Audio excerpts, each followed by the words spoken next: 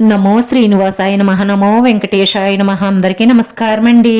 ప్రతిరోజు రాశి ఫలితాలు తెలుసుకోవడానికి ఇంకా మన ఛానల్ సబ్స్క్రైబ్ చేసుకోకపోతే ప్లీజ్ సబ్స్క్రైబ్ చేసుకోండి. లైక్ చేసి మీ పూర్తి సపోర్ట్ మన శ్రీనివాస ఛానల్ కి ఇవ్వండి. ఈ వారం రాశి ఫలితాలలో గోచార్య రీత్యా వృషభ రాశి వారు ఎటువంటి శుభాశుభ ఫలితాలను పొందుతారో తెలుసుకోవడానికి ఈ మన వీడియోని ఎక్కడా స్కిప్ చేయకుండా చివరి వరకు చూడండి. మీరు కోరుకున్న చోటుకి బదిలీ అయ్యే అవకాశాలు ఎక్కువగా గోచరిస్తున్నాయి. స్థిరమైన నిర్ణయం తీసుకునే ప్రయత్నం చెయ్యండి.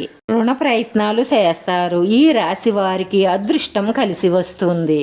న్యాయబద్ధమైన స్కీముల్లో పెట్టుబడి పెట్టడం ద్వారా ఫ్యూచర్ లో మీరు లాభపడతారు. కెరియర్ గురించి ఆందోళన చెందుతున్న వారు మంచి శుభవార్త వింటారు. ఉద్యోగ వ్యాపారాలు సామాన్యంగా సాగుతాయి. ఆరోగ్యం పట్ల శ్రద్ధ అవసరం. విలువైన వస్తువులు చేజారే అవకాశాలు ఉన్నాయి కాబట్టి జాగ్రత్త. ఇతరుల విషయాలలో జోక్యం చేసుకోకండి. అధికారుల ఆగ్రహానికి గురి కావచ్చు. ఈ రోజు ఒక స్త్రీతో మీరు ఎంత వద్దు అనుకున్నా గొడవలు జరగడం తప్పదు.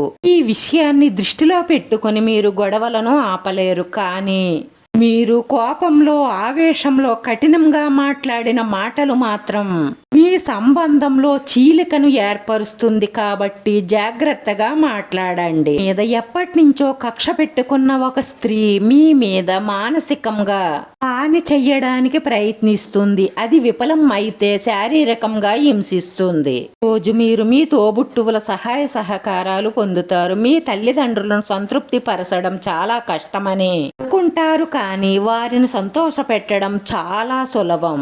మీరు వారి చెప్పినట్లు మంచి మార్గంలో నడిస్తే వారికి అంతకంటే ఆనందం ఏదీ ఉండదు. మీరు వారి వైపు నుంచి ఆలోచించండి. వారిపై కొంత శ్రద్ధ పెట్టండి.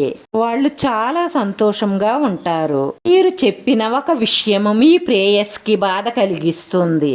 వారు కోపగించుకోకుండా మీ తప్పును మీరు తెలుసుకుని వారిని ఓదార్చండి.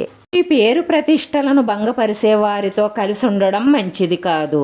వైవాహిక జీవితంలో ప్రేమ కంటే ఎక్కువగా కీచులాటలే ఉంటాయని కొంతమంది అనుకుంటారు, కానీ అది నిజం కాదు. ఆ కీచులాటలతోనే ప్రేమ బలపడుతుంది.